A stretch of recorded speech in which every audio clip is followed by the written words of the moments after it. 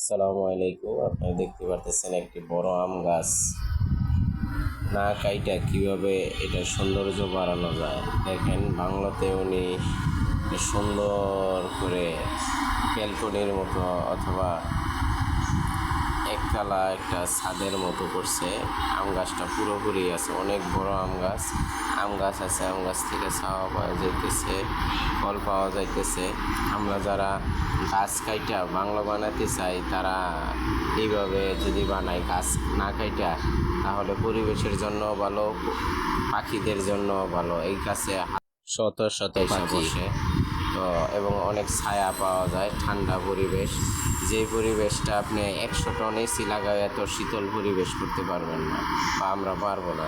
তো আমরা গাছ রাইখা এইভাবে সুন্দর মনোমুগ্ধকর একটা পরিবেশ, আর যিনি এইভাবে সুন্দর করে তৈরি করলেন তার জন্য দোয়া ও শুভকামনা রইল। আল্লাহ হাফেজ।